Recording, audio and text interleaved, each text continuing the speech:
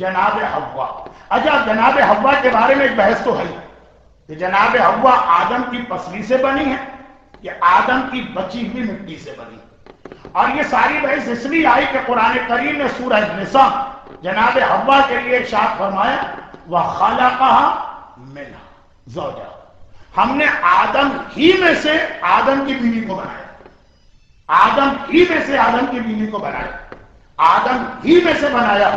اس کا ایک نتیجہ نکالا گیا کہ وہ آدم کے جسم کے کسی حصے سے بنائی گئی. لیکن اتنا وقت نہیں ہے، اگر تفصیلی گفتگو ہوتی صرف جناب حوا.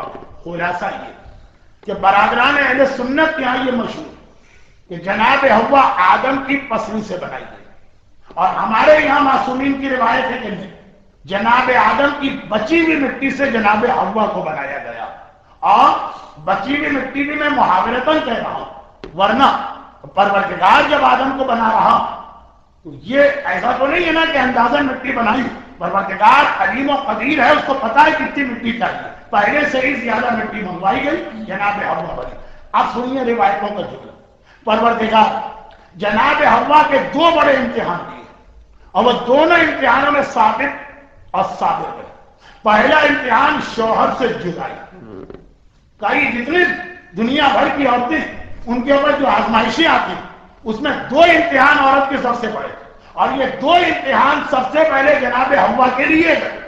اور ان دونوں امتحانات کے موقع پر بجائے اس کے کہ جناب حوا یہ کہنا شروع کرتی تھی پروردگار میں تیری اتنی عبادت کرتی ہوں اور اطاعت کرتی ہوں، تو نے یہ مصیبت ڈالتی اور ایسا کیوں، وہ توبہ پہ توبہ کر رہے ہیں. وہ توبہ پہ توبہ کر رہے ہیں. جہاں سے ایک اصول بنا قیامت تک کہ جب تمہارے اوپر کوئی آزمائش آئے، جب تمہارے اوپر کوئی مصیبت آئے، سب سے پہلے تمہیں اپنے گناہوں کی توبہ کرنا. ہو سکتا ہے کہ واقعا ماضی میں تمہارا کوئی گناہ ہو جو تمہیں یاد نہ رہا ہو، لیکن یہ سنت یا قیامت تک کا یہ پیٹرن کس نے سیٹ کیا؟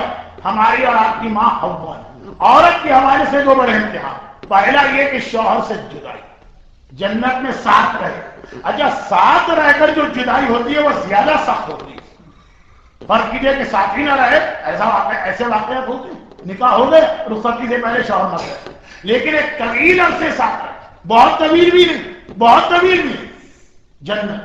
اور پھر جب دنیا میں بھیجے گئے تو الگ الگ جگہ بھیجے.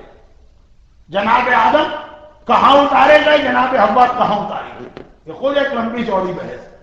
سعودی عرب میں رہنے والے لوگ بڑے خوش ہیں کہ جناب حوا جو ہے وہ جدہ ایک شہر ہے، وہاں پہ اتاری گئی ہے، یہاں پہ دفن کی گئی.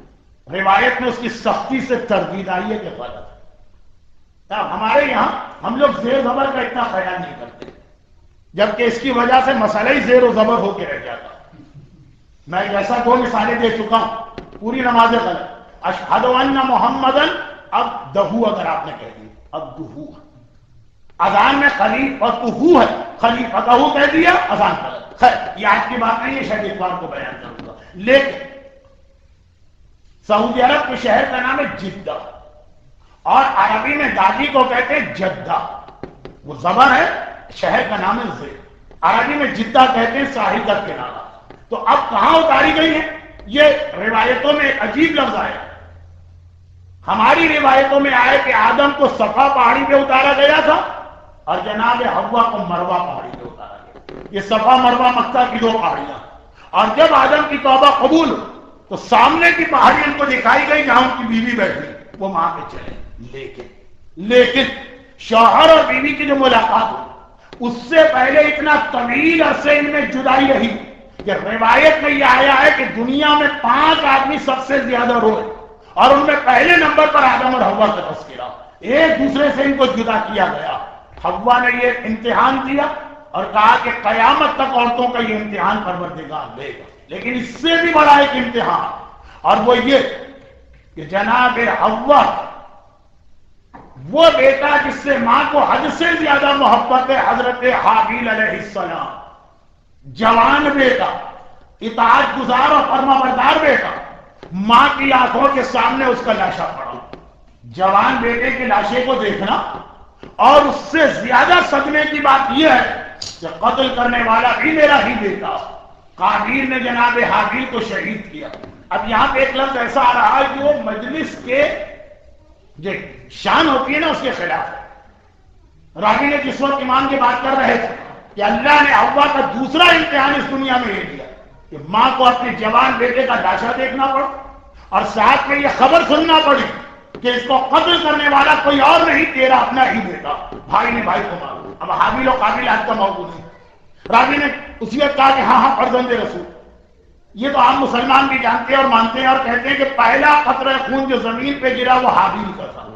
اب یاد کیجیے اگلا جملہ امام کا کیا فرمایا، خون خالد کا سب سے پہلا قطرہ خون جو اس زمین پہ گرا وہ جناب حوا کے جسم سے نکلنے والا وہ خون کا قطرہ جو ہر صحیح سالم عورت کے لیے پروردگار نے رکھا۔ صرف دو عورتیں ایسی جو ہر اعتبار سے صحیح سالم بھی ہیں اور پھر بھی پروردگار نے ان کو اس نجاست سے محفوظ کیا۔ عربی میں ایسی عورت کو بطول کہتے ہیں، ایک مریم ہے بطول اور ایک شہزادی کونین ہے، لیکن وہ شاید ولادت کی محفل میں اس لقب کی مزید تشریح کروں گا۔ کہا کہ نہیں، پہلا قطرہ خون قابیل کا نہیں، پہلا قطرہ خون جناب حوا کے جسم سے گرنے والی نجاست کا پہلا قطرہ تھا، لیکن پہلا لاش۔ اب یہاں پر امام فرماتے جناب حوا ہماری ماں ہے اس لیے تو ہی عظیم۔ امام نے کہا کہ حوا کے واقعات سے قیامت تک کے لیے پروردگار کچھ سنتیں قائم کر رہا ہے، کچھ پیٹرن سیٹ کر رہا، اور اس میں ایک پیٹرن یہ کہ یہ لاشا دیکھنے کے باوجود ماں روئی ضرور، رونے اور ماتم کرنے پہ اسلام نے پابندی نہیں لگائی، لیکن نہ پروردگار کی مشیت کے خلاف کچھ کہا، نہ ہی اس نے ایسا صدمہ ظاہر کیا کہ پاگل ہو گئی، نہ ہی شریعت کے خلاف اس نے کوئی قدم باہر نکالا۔ رو رہی ہے لیکن یہ کہتے ہوئے رو رہی، اے خدا جو تیرا حکم ہے اس پہ راضی، جس کا نتیجہ یہ نکلا کہ کچھ عرصے کے بعد پروردگار حابیل ہی جیسا بلکہ حابیل سے بہتر ایک ایسا بیٹا عطا کیا کہ کہا اس کا نام رکھو شیس۔ عبرانی زبان کا لفظ ہے جس کے معنی اللہ کا تحفہ، اللہ کا عطیہ۔ یہ تحفہ اللہ نے تمہیں اس لیے دیا کہ اس موقع میں تم نے صبر سے کام کیا تھا۔ ایک اصول جناب حوا کے صبر نے یہ بنایا کہ اگر پروردگار آپ کو کسی امتحان میں ڈالے اور آپ اس وقت میں شریعت کے دائرے سے قدم باہر نکالیں، تو ذرا مسئلہ پیش آتا آدمی رشوت دینے کو تیار ہو جاتا، ذرا مسئلہ پیش آتا آدمی کسی پہ تہمت لگانے کو تیار ہو جاتا، ذرا مسئلہ پیش آتا آدمی پہلے حرام کرنے کو تیار ہو جاتا۔ کہا کہ نہیں، تمہاری ماں حوا کے اس صبر نے جو پہلا اصول بنایا کہ اگر تم مرضی پروردگار کے خلاف عمل نہ کرو تو جو اللہ نے تم سے لیا ہے اس سے بہتر عطا کرے گا۔ وہ شیز جو اس کائنات کی پہلی شخصیت ہے جنہیں ولی خدا کا لقب ملا، پہلا لقب ولی کا، جو مولا متقیان پہ تو آ کے سج گیا، لیکن پہلی مرتبہ یہ لقب جناب شیس کو ملا۔ زیارت ناحیہ میں آپ پڑھیے گا جناب شیس پہ سلام، پہلی مرتبہ۔ کیوں؟ حوا کے صبر کے نتیجے میں پروردگار نے شوہر سے جدائی کا امتحان بھی لیا اور پھر دیکھا کہ حوا نے اس موقع پہ کیا رد عمل ظاہر کیا، توبہ توبہ، پروردگارہ ضرور میری کوئی خطا اور غلطی ہے جس کے نتیجے میں میرا یہ امتحان کیا گیا۔ اور اللہ نے اولاد کا لاشا، جوان بیٹے کا لاشا بوڑھی ماں کے سامنے، اور پھر حوا وہاں بھی صبر اور توبہ، وہاں بھی توبہ، جس کے نتیجے میں شیس جیسا بیٹا عطا کیا۔ برحمتک یا ارحم الراحمین وصلی اللہ علی محمد وآلہ الطاہرین۔